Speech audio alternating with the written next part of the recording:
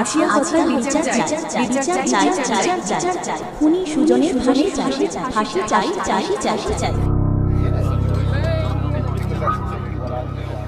Order.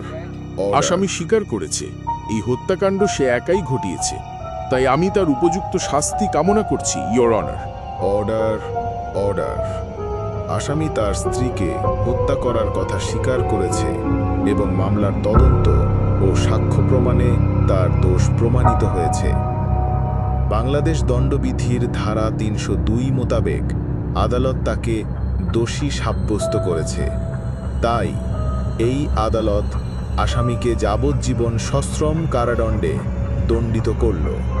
এই রায় আজ ঘোষণা করা হলো।